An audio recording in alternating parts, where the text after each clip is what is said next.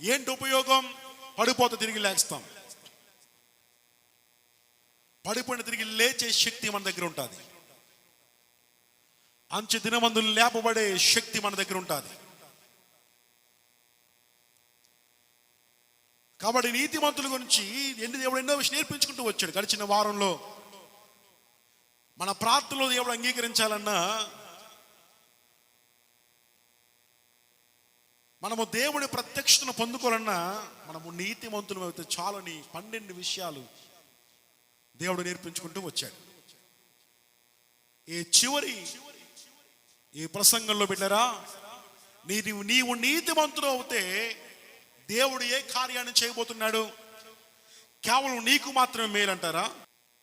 నిజంగా ఈ అంశాన్ని పట్టుకుని బోధిస్తున్నాడు బిడ్డరా, నాకు అర్థం కాని విషయం ఏంటి, దేవుడు ఈ అంశాన్ని ఎందుకు ఇన్ని వారాలు దేవుడు పొడిగింపు చేసుకున్నాడండి నాకు అర్థం కాలేదు. కానీ ఈ అంశం దగ్గరికి వచ్చేటప్పటికి నాకు అర్థమైంది ఏంటంటే, ప్రభువు ఖచ్చితంగా మనల్ని నీతిమంతులుగా అవ్వాలని దేవుడు కోరుకుంటున్నాడు.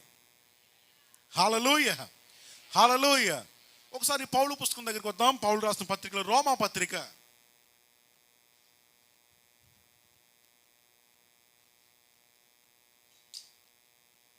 రోమా పత్రిక 4వ అధ్యాయం దగ్గరికి వద్దాం.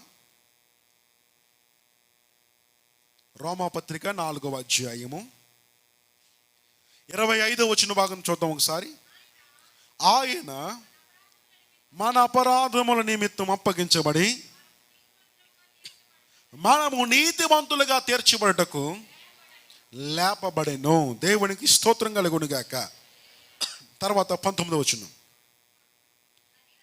5:19 యాలయనగా ఒక మనుషుని అవిధేయత వలన అనేకులు పాపులు ఎలాగో చేయబడరో, అలాగే ఒకని విధేయత వలన అనేకులు నీతిమంతులుగా చేయబడుదురు. దేవునికి స్తోత్రం కలుగునుగాక. యేసు ప్రభువు వారి గురించి పౌలు బోధిస్తూ అన్నాడు, మనము నీతిమంతులు కావాలని, మనము నీతిమంతులుగా మార్చబడాలని మన అపరాధములు ఆయన మీద వేసుకున్నాడు. ఆయన మనల్ని నీతిమంతులుగా చేశాడు. యేసుతో పాటు నడవడం వల్ల, ఆయనతో సహవాసం చేయడం వల్ల, ఆయనతో ప్రయాణం చేయడం వల్ల, రోజు ఆయనతో ఉండటం వలన నోవాహు నీతిమంతులుగా మార్చబడ్డాడు. ఎలాగూ అంటే, నోవాహు మీద ఉన్న అపరాధములన్నీ దేవుని మీదకు వెళ్ళిపోయాయి. దేవుని మీద ఉన్న నీతి అంతా కూడా దేవుడు నోవాహు మీద పంపించాడు. హల్లెలూయా, ఆమేన్, హల్లెలూయా. ఈ దేవునితో పాటు అనుదిన సంబంధం, అనుదిన సహవాసం, అనుదిన ప్రార్థనా జీవితం, ఆయన వాక్యంతో మనకున్న ఆ లోతైన అనుభవం బిడ్డరా జరిగించే కార్యం ఏంటంటే, మనము నీతిమంతులుగా మార్చబడ్డాం. అంటే అర్థం ఏంటంటే, మన అపరాధములన్నీ ఆయన మీదకు వెళ్ళిపోతాయి. ఆయనలో నీతి అంతా కూడా మన మీదకు వస్తుంది. ఒకని అవిధేయత వలన ప్రపంచమే అనీతిమంతులుగా మారిపోతే, పాపులుగా, దోషులుగా మారిపోతే, ఈరోజు యేసు ప్రభు అనుకో ఒకని విధేయత, లామా ఏలి సబక్తామి అన్నాడు కదా. ఏంటి ఆ మాటకి? చాలా సింపుల్ వర్డ్ కదా అది, చాలా సింపుల్ వర్డ్ కదా. మీకు అర్థమైంది నా మాట? వెరీ సింపుల్ వర్డ్ కదా అది. ఒక మనుషుని దేవుడు విడిచిపెట్టడం కాదు, దైవ కుమారుణ్ణి దేవుడు విడిచిపెట్టాడంట. నా చెయ్యి ఎలా విడిచిపెట్టావు? ఒక కొడుకు తండ్రి అడుగుతున్న మాట, ఓ తండ్రి, నాయన, డాడీ, నా చెయ్యి ఎందుకు విడిచిపెట్టావు?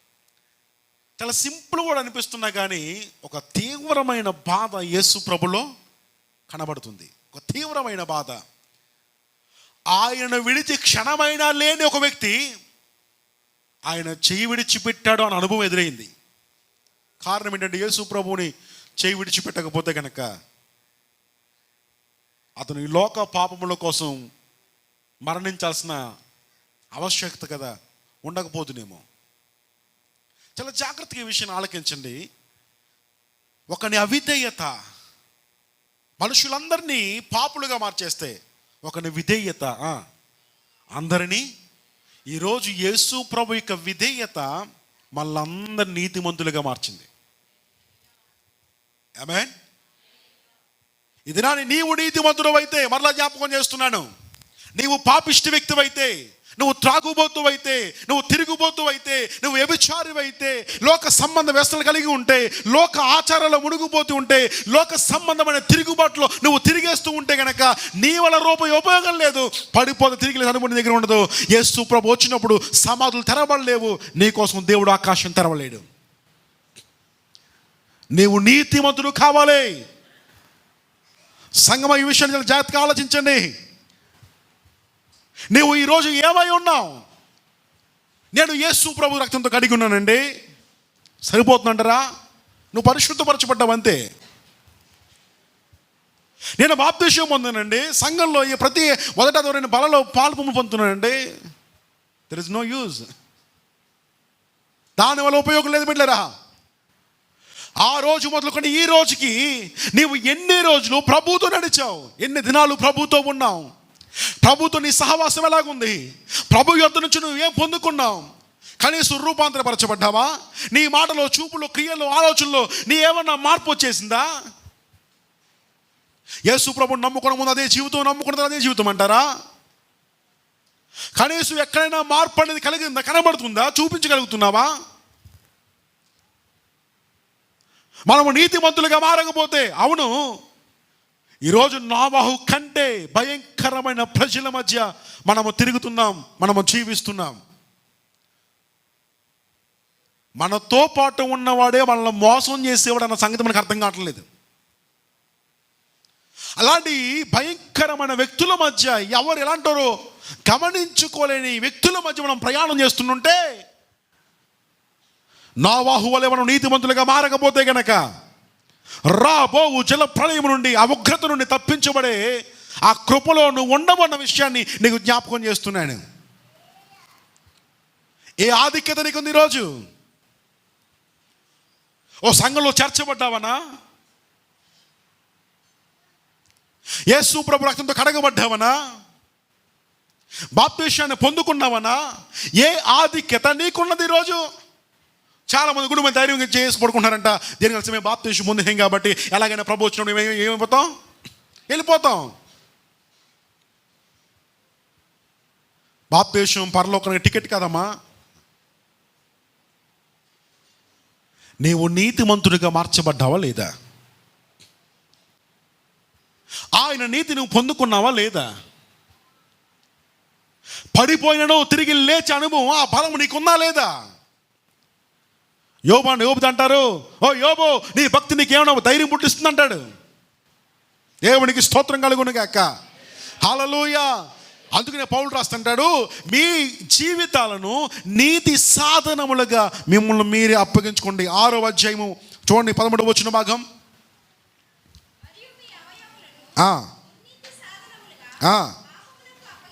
పాపమునకు అప్పగింపకుడి.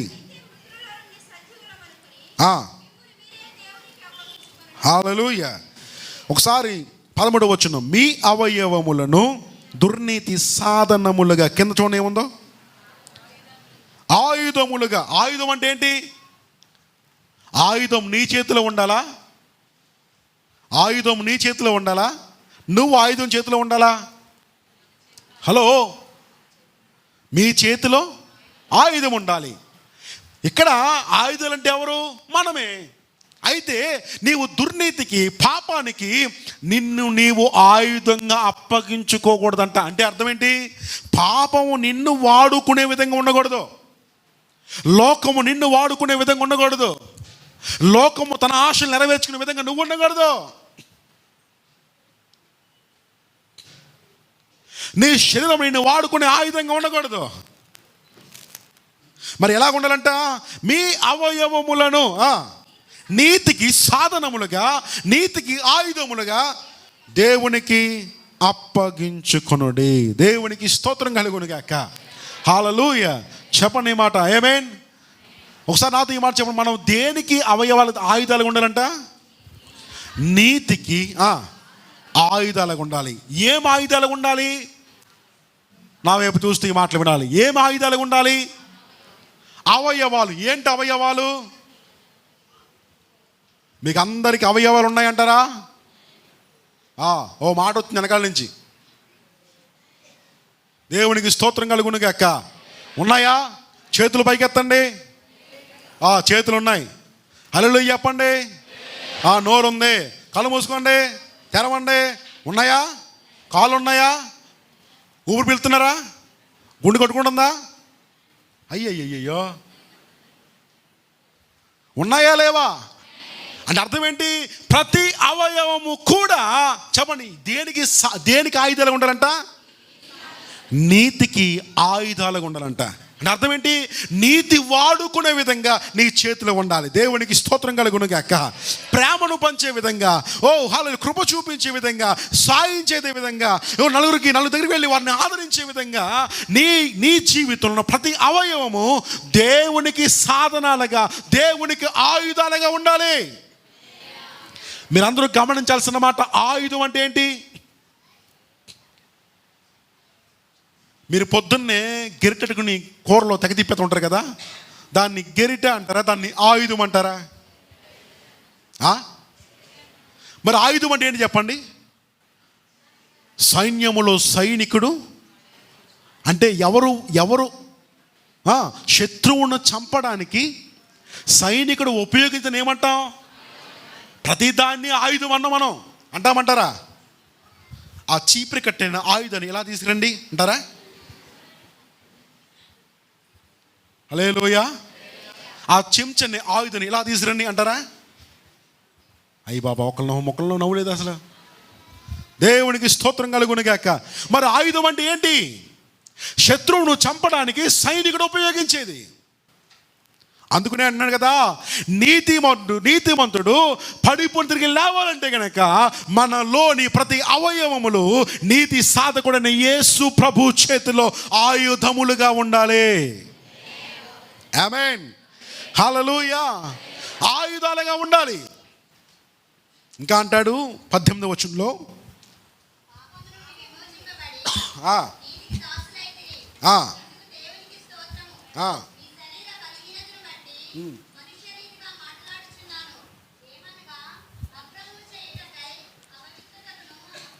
కిందకు వచ్చిందమ్మా.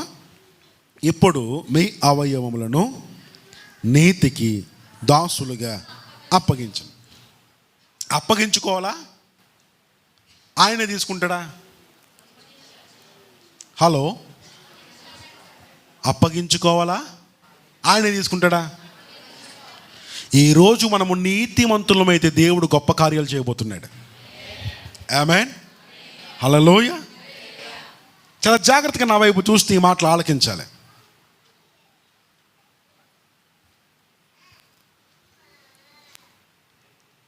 మనము అప్పగించుకోవాలంట. మనల్ని మనమే అప్పగించుకోవాలి. నా చేతుల్ని ఆయన నీతి కొరకు, నీతి సాధకమని యేసు ప్రభుకు అప్పగించాలి.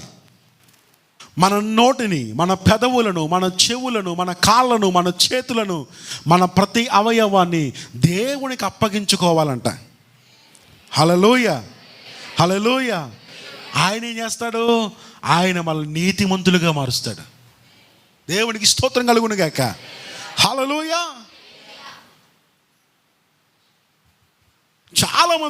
చాలామంది కొన్ని కంప్లైంట్లు చేస్తారు. మనిషి అంతా బాగుంటుంది కానీ చూపు పోకూడదు అంటారండి. అంటే గర్వపు చూపు, అహంకారపు చూపు, సైడ్ చూపు, పక్క చూపు, వ్యంగ్యపు చూపు, మోహపు చూపు, ఏదో చూపు ఉంటుంది వాడికి. కొంతమంది మనిషి అంతా బాగుంటుంది కానీ చెయ్యి వాటం అంటారు. చెయ్యి వాటం అంటే మీ ఇంట్లోకి వచ్చారంటే ఏదో ఒక వస్తువు కనపడదు. ఇంకా దేవునికి స్తోత్రం కలుగును గాక. హల్లెలూయా. చాలామంది అంటారు వారు ఓపెన్ హార్టెడ్ కాదని అంటారు. అర్థం ఏంటి? పైకి మాత్రం అద్భుతంగా మాట్లాడతారు, లోపల మాత్రం కుళ్ళే ఉంటుంది, మొత్తం కుళ్ళే. వారు ఏమో తెలుసా, ఓపెన్ హార్టెడ్ కాదు అంటారు. ఎలాగూ బిడ్డలారా, మన ప్రతి అవయవంలో ఏదో ఒక అవలక్షణం ఉండగా దేవుడు ఏమని కోరుతున్నాడంటే, మనము నీతిమంతులమైతే, చెప్పండి ఈ మాట, నీతిమంతుడు 7 మార్లు పడినను, పాపం తీసుకెళ్ళండి, తిరిగి లేచును. ఆమేన్, హల్లెలూయా. చెప్పండి, మరలా చెప్పండి. నీతిమంతుడు 7 మార్లు పడినను తిరిగి లేచును. హల్లెలూయా. మరలా చెప్పండి, నీతిమంతుడు కలుగు ఆపదలు అనేకములు. కడిగి చెప్పండి హల్లెలూయా. హల్లెలూయా. ఉన్నాయా చేతిలో? మరేమని? Praise the Lord. హల్లెలూయా. కాబట్టి సంగమ జ్ఞాపకం చేసుకోండి, మనము నీతిమంతులమైతే మన అవయవాలు ఆయనకు సాధనాలుగా మారిపోతాయి, ఆయనకు ఆయుధాలుగా మారిపోతాయి. పరిశుద్ధాత్మ దేవుడు నన్ను సిద్ధపరిచింది.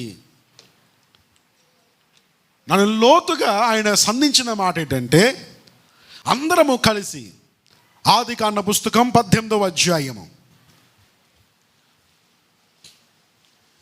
అందరం కలిసి ఆదికాండ పుస్తకం 18 దగ్గరికి వద్దాం. ఈ అధ్యాయంలో అబ్రహాము చేసిన ప్రార్థన ఎందుకు ప్రభు నడిపించాడు. గడిచిన 4-5 వారాలుగా దేవుడు మాట్లాడుతున్న మాట మనం నీతిమంతులమే జరిగే కార్యం తెలుసా? మనకు తెలిసిన మాట కదా. 18వ అధ్యాయంలో తండ్రి కుమార పరిశుద్ధాత్మ దేవుడుగా అబ్రహాము దగ్గరికి వచ్చారు. అబ్రహాము వారికి విందు ఇచ్చాడు. కుమారుడు పరిశుద్ధాత్మను కలిసి సొదొమ గొమొర పట్టణాన్ని చూడటానికి వెళ్ళాడు. తండ్రి అయిన దేవుడు అబ్రహాము దగ్గర ఆగిపోయాడు. ఇంకా నా వైపు చూడండి. తర్వాత దేవుడు వెళ్ళిపోతూ నా స్నేహితుని అబ్రహాముకు, నా హృదయానుసరణ అబ్రహాముకు, నేను చేయబోయినది చెప్పకుండా మానగలనా? నా హృదయాన్ని ఆయన ముందు పెట్టకుండా ఆపగలనా?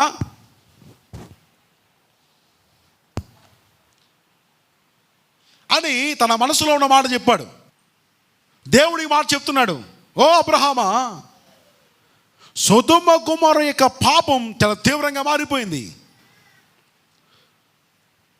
వారి పాపం నాకు అర్థమవుతుంది, బహువేదన పుట్టిస్తుంది. కాబట్టి వారు చేస్తున్న విస్తారమైన పాపం వారు దేశాన్ని పాడు చేసేంతగా మారిపోయింది. కాబట్టి నా అందుకనే పైనుంచి కిందకు వచ్చాను. ఎందుకు తెలుసా? ఆ పట్టణాన్ని నాశనం చేయడానికి అన్నాడు. వెంటనే అబ్రహాముకి తన తమ్ముడు జ్ఞాపకం వచ్చేసాడు. తమ్ముడు జ్ఞాపకం రాకని ప్రార్థన చేస్తానంట. ఏమి తెలుసా? చూడండి ఒకసారి 26వ వచనం. యెహోవా సొదొమ గొమొర పట్టణములో 50 మంది నీతిమంతులు నాకు కనబడిన యెడల వారిని బట్టి ఆ స్థలమంతటిని కాయుదును నేను. 25వ వచనం ఒకసారి కొంచెం పైకి వెళ్తాం మనం. 23వ వచనం. దుష్టులతో కూడా నీతిమంతులను నాశనము చేయుదువా?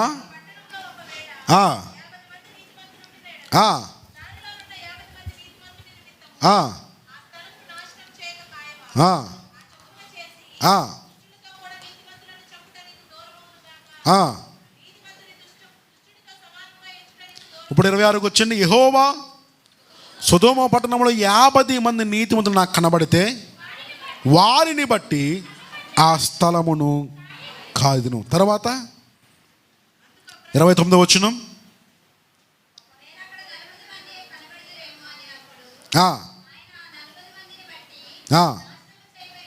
32వ వచనం.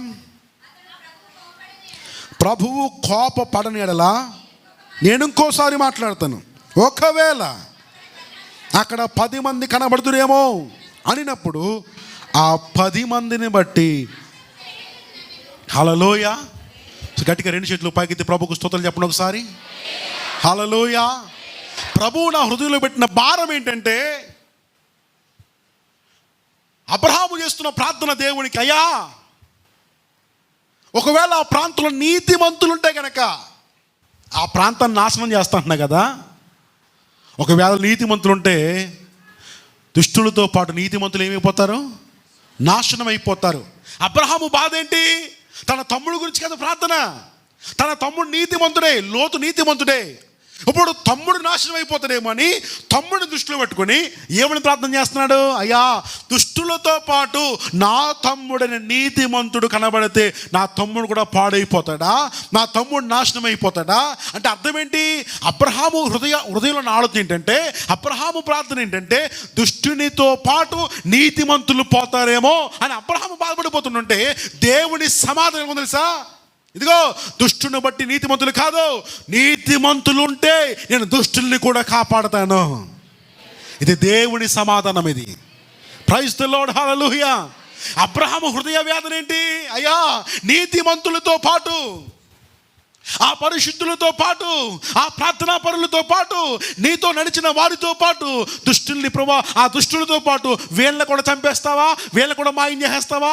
వీళ్ళు అగ్ని ఆహుతైపోతారా? వీళ్ళు కాలిపోతారా? వీళ్ళు పాడైపోతారా అని ప్రార్థన చేస్తున్నంటే దేవుడు దాన్ని రివర్స్గా మార్చేసానంట. తెలుసా, నాకు నీతిమంతులు కనబడితే నేను దుష్టులు బట్టి నీతిమంతులు పాడు చేయడం కాదు, నీతిమంతులను బట్టి దుష్టుల్ని కాపాడతాను. అంటే అర్థం ఏంటి? 10 మంది నీతిమంతులున్నా నేను ఆ పట్టణాన్ని నాశనము కాకుండా కాపాడతాను. 10 మంది నీతిమంతులున్నా దేవుడు డిక్లేర్ చేసిన 50 మంది, 40 మంది, 30 మంది, 20 మంది, ఇంకా చివరికి వచ్చేసి ఇంకా 10 మంది ఉంటే చాలు, నేను ఆ పట్టణాన్ని కాపాడతాను. నిశ్చయముగా ఈ భారం, ఈ ప్రత్యక్షత, ఈ వైరాగ్యం, ఈ నిదర్శనం మన హృదయాలకు దేవుడు పంపించునుగాక. హల్లెలూయా. దేవుడు ఎందుకు సొదొమ గొమొర పట్టణాన్ని కాపాడలేకపోయాడు తెలుసా? ఒకసారి ఎందుకు తెలుసా? లోతు ఒక్కడు మాత్రమే నీతిమంతుడు అక్కడ ఉన్నాడు. లోతు కుమార్తెలు నీతిమంతులు కాదు. వారు అప్పటికి లోకానికి పాపం చేయలేదు, కానీ లోకానికి అలవాటు పడిపోయారు. అందుకనే వారు తండ్రితో పాపం చేసేంత భయంకరమైన ఉగ్రతను వాళ్ళు మూట కట్టుకున్నారు. పెట్టారా? వారి మనస్సాక్షి దానికి ఒప్పుకుంది, వారి మనస్సు దానికి అడ్డు చెప్పలేదు. కారణం ఏంటంటే సొదొమ గొమొర పట్టణంలో అంతే మానవ సంబంధాలు, అంత భయంకరమైన పాపం, అలాంటి విస్తృతమైన పాపం జరిగేది. కాబట్టి లోతు కుమార్తెలకు అది పెద్ద విచిత్రంగా అనిపించలే. ఎలాగైతేనే బిడ్డలు కనాలి, ఎలాగైతేనే సంతానం సంపాదించాలి. లోతు ఒక్కడే నీతిమంతుడు. ఇప్పుడు లోతు ఆ సొదొమ గొమొర పట్టణంలో ఈరోజు దైవిక జనాంగం ఆలోచన ఒకసారి, లోతుతో పాటు ఇంకొక 9 మంది ఉంటే గనక దేవుడు సొదొమ గొమొర పట్టణాన్ని కాపాడుదురు కదా. ఇంకొక 9 మంది ఉంటే గనక ఆ పట్టణం నాశనం కాకుండా మిగిలిపోయింది కదా. ఈ రోజుకి అది అలాగే ఉండిపోయింది. ఈ రోజుకి మొక్క కానీ కనీసం ఏది ఫలించకుండా ఎండిపోయి మోడివారిపోయి కనీసం ఫలభరితం లేనిది ఒక నేలగా ఆ నేల మారిపోయింది కదా. కారణం ఏంటి? ఆ రోజు ఇంకొక 9 మంది లేకపోవడం వల్ల కదా. గ్రామాల్లో సంఘాలు పెరిగిపోతున్నాయి, పట్టణాల్లో సంఘాలు పెరిగిపోతున్నాయి. ఈరోజు నా మాట, ఈరోజు దేన్ని బట్టి మనం అతిశయిద్దాం? దేన్ని బట్టి మనం అతిశయిద్దాం? దేన్ని బట్టి అతిశయిద్దాం? మా గ్రామంలో 10 సంఘాలు ఉన్నాయండి. మా గ్రామంలో 10 సంఘాలు ఉన్నాయి. లోదరన్ ఉంది, బైబిల్ మిషన్ ఉంది, జీడిఎం ఉంది, పెంటెకోస్టల్ ఉంది, లేకపోతే ఇంకోటి ఉంది, మొత్తం మీద ఏదో రకం 10 సంఘాలు ఉన్నాయండి. 10 మందిలో కనీసం అది పెద్ద సంఘం అండి, ఇది చిన్న సంఘం అండి, మొత్తం ఎలా లెక్కేసుకున్నా మా ఊరిలో కనీసం 1000 మంది మందిరానికి వెళ్తారండి. మనం దేన్ని బట్టి అతిశయిద్దాం? ఒక 1000 మంది మందిరానికి వెళ్తున్నాను కాబట్టి వారిని బట్టి అతిశయిద్దామా? 10 మంది నీతిమంతులు ఉంటే దేవుడు ఆ పట్టణాన్ని కాపాడుతుందని చెప్పాడు కదా, దాన్ని బట్టి అతిశయిద్దామా? మన అతిశయం ఏంటి? అవునండి బాబు, బాబు దగ్గర సంఘం అంటే అండి ఫస్ట్ వీక్ కొత్త చర్చి నిండిపోద్దండి. అయ్యబాబు యవనస్తులండి, అయ్యబాబు స్త్రీలండి, అయ్యబాబు చక్కగా పాటలు పాడే యవనస్తులండి. దేనిని బట్టి అతిశయిద్దాం?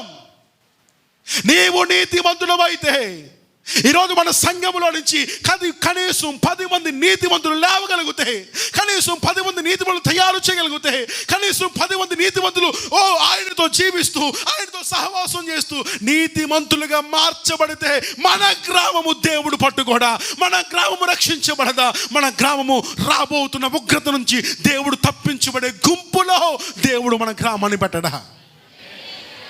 అరే, మన సుఖం మందేనా? మన ఆశ మందేనా? మన కోరికలు మనమేనా? మన సుఖం మందేనా? మన లాభార్జన మందేనా? మన సంపాదన మందేనా? మన దారి మన ఇష్టమా? మన లోకం మన ఇష్టమా? మన భక్తి మన ఇష్టమా? నా భక్తి గొప్పది, మా సంఘం గొప్పది, మా చర్చి గొప్పది, ఇలా చెప్పుకుంటూ సాగి వెళ్ళిపోతున్న నేటి లోకంలో లోకము నాకు అనవసరం, ఇతర సంఘాలు నాకు అనవసరం. కనీసం మన సంఘంలో నుంచి, దేవుడు మాకు అప్పగించిన సంఘంలో నుంచి, దేవుడు మనకిచ్చిన సంఘంలో నుంచి ఒక 10 మంది నీతిమంతులు లేవగలిగితే దేవుడు పాలింగి గ్రామాన్ని రక్షించేస్తాడు. రాబో ఉగ్రతను దేవుడు మన గ్రామాన్ని రక్షిస్తాడు కదా. ఈరోజు ప్రతి గ్రామంలో నుంచి, ప్రతి పట్టణంలో నుంచి 10 మంది, 20 మంది, 30 మంది, 40 మంది, 50 మంది, ఎంతమంది బాప్తిస్మం పొందే ప్రయోజనం ఏంటన్నా? ఎంతమంది బాప్తిస్మం పొందే ప్రయోజనం ఏంటి? ఎంతమంది రక్షించబడితే ప్రయోజనం ఏంటి? ఎంతమంది మారు మనసు పొందే ప్రయోజనం ఏంటి? సంఘాలు నిండిపోవడంలో ప్రయోజనం ఏంటి? నీతిమంతులు లేకపోవడం వల్ల, ఒక్కడైపోవడం వల్ల సొదొమ గొమొర్రా పట్టణాన్ని దేవుడు నాశనం చేశారు కదా. అబ్రహాము ప్రార్థన ఆగిపోయింది కదా. అబ్రహాము ప్రార్థన ఏ మాత్రం నెరవేర్పులోకి రాలేదు కదా. ఇంకెందుకండి? ఈరోజు రక్షించబడాలి, ప్రజలు మారు మనసు పొందాలి, ఆత్మలు రక్షించబడాలి, ప్రజలు మారు మనసు పొందాలి, ఆత్మలు రక్షించబడాలి, బాప్తిసాలు విస్తారంగా ప్రార్థన చేస్తున్నాం. మనమే నేను నీతిమంతుడేనా? కనీసం నేను నీతిమంతుడిగా మార్చబడితే ఎంత బాగుంటుంది కదా. నాతో పాటు ఇంకో 10 మంది నీతిమంతులు తయారవుతే ఎంత బాగుంటుంది కదా. బాబుని తీసుకోండి. గట్టిగా దేవునికి స్తోత్రాలు చేద్దాం. ఈ అంశాన్ని ఎత్తుకున్నప్పుడు నాకేం అర్థం కాలే. 4-5 వారాలకు బోధిస్తున్న నాకేం అర్థం కాలే. వాస్తవానికి ఈరోజు యాకోబు గురించి సిద్ధపడ్డాను వాక్య పరిచర్య కొరకు. పరిశుద్ధాత్మ దేవుడు ఇలా నడిపించేటప్పుడు నాకు అర్థం కాలే. రోజు సంగమా, ఇక్కడ సంఖ్య ఎంతమంది ఉంది? ఇక్కడ సంఖ్య ఎంతమంది ఉంది? ఇంకా చాలామంది అనువారి కారణం వల్ల రాలేకపోయారేమో. నేను అంటాను, ఈ గుంపులో నుంచి 10 మంది నీతిమంతులు లెగిస్తారా? ఈ గుంపులో నుంచి ఒక 50 మంది నీతిమంతులు లెగిస్తారా? ఈ గుంపులో నుంచి ఒక 100 మంది నీతిమంతులు లెగిస్తారా?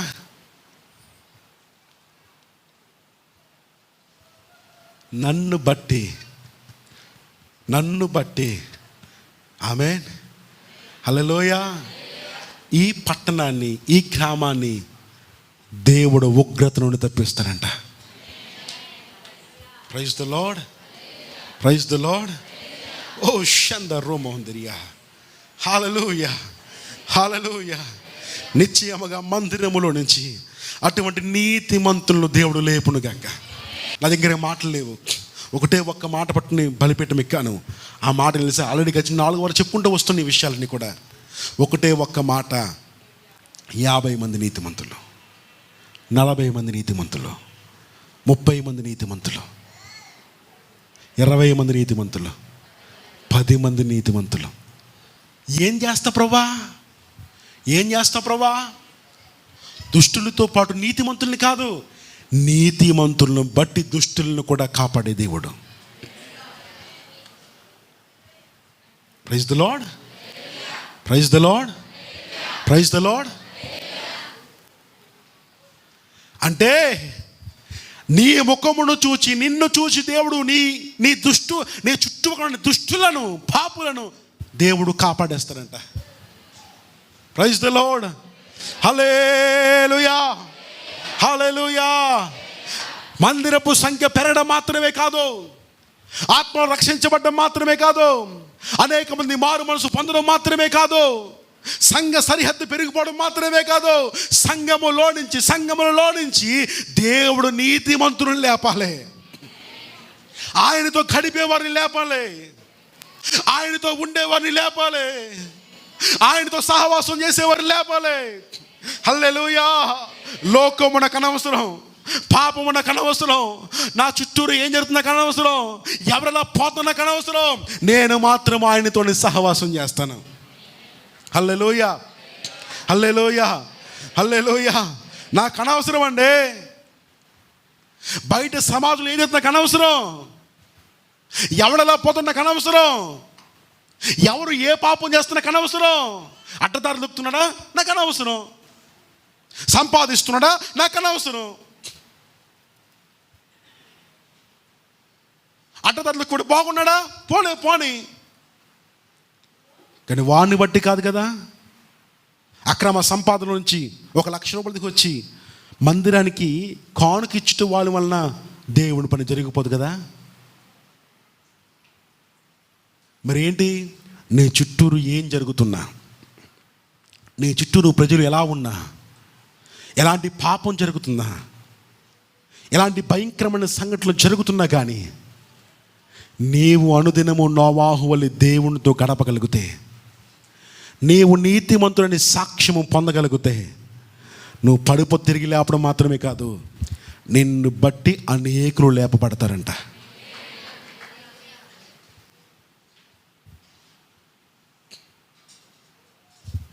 ఈరోజు ఏ నిర్ణయం తీసుకుందాం మనం? ఈరోజు దేన్ని బట్టి అతిశయిద్దాం? దేన్ని బట్టి గర్వపడిపోదాం? ఎంత కాలపు భక్తి జీవితంలో, ఎంత కాలపు విశ్వాస జీవితంలో నువ్వు సంపాదించిందేంటి, నువ్వు సాధించిందేంటి, నువ్వు పొందుకున్నదేంటి? సరైన సమయం దేవునికి ఇవ్వకపోవడం వల్ల నీ జీవితంలో ఏ మార్పు కలగలేదే. వయసుతో సంబంధం లేని కార్యాలు చేస్తున్నావు.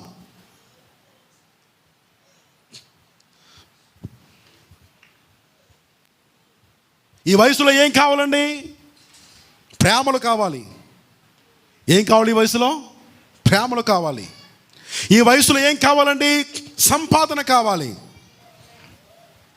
ఈ వయసులో ఏం కావాలండి? నా ఆనందం కావాలి, నా సుఖం కావాలి. హలో సార్,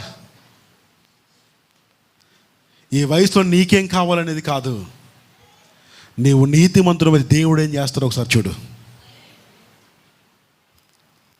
నీతో చాలా పణం దేవునికి, నీతో చాలా పణం దేవునికి. ఓ నిమిషంలో మారిపోయే, నిమిషంలో మాయమైపోయే ఆనందాన్ని వెళ్ళ పరిగెడుతూ అసలైన ఆనందాన్ని మనిషి కోల్పోతూ ఉన్నాడు. అసలైన సంతోషం మనిషి కోల్పోతూ ఉన్నాడు. ఈరోజు 3 గంటల కూర్చోవడం కష్టమైపోతుంది మందిరంలో. 1 గంట మోకాలు వేయకపోవడం కష్టమైపోతుంది మందిరంలో.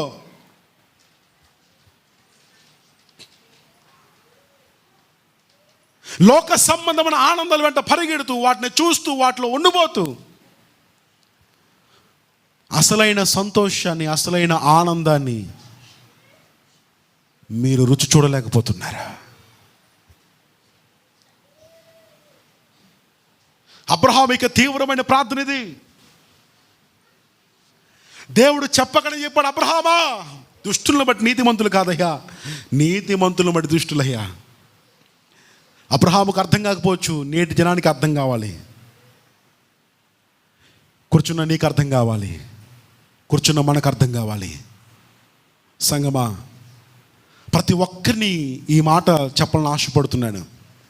మనము నీతిమంతులమైతే, ఆమేన్ ఆమేన్, మనము నీతిమంతులమైతే, పురుషులారా మీ పరిశుద్ధ హస్తాలు పైకెత్తి మీరు రోజు ప్రార్థన చేయగలిగితే మీరు నీతిమంతులైతే,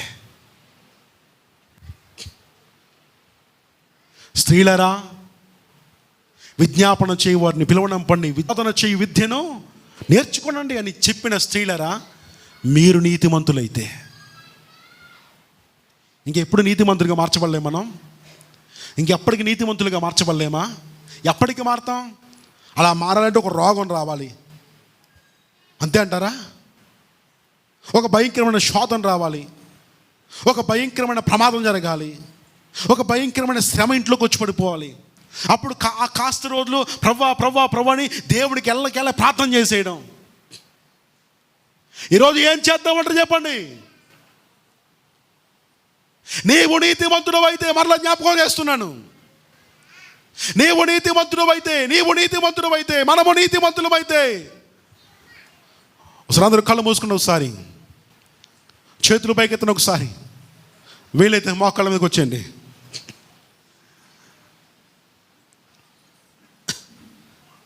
ఈరోజు గ్రామం యొక్క ముఖదర్శనం మీ హృదయాల్లోనికి రావాలి. వీలైన ప్రతి ఒక్కరూ మోకాళ్ళ మీదకి వచ్చి చేతులు పైకెత్తి ఒకసారి గ్రామం నీ కళ్ళ ముందుకు రాను. ఒకసారి సొదొమ గొమొర్రా పట్టణం వలె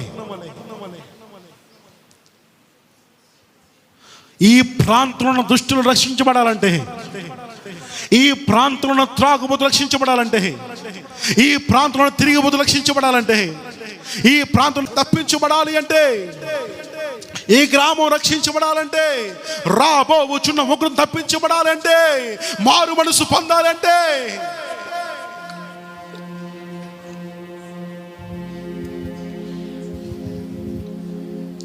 చెప్పి మాట నేను నీతిమంతుడు అవ్వాలి. కళ్ళు మూసుకుని మాట్లాడు. రీబాలా షంద రకొందూరులోబో షంద రేకె తేరేలేబో. నువ్వు ఏ పట్టణంలో ఉంటున్నావో,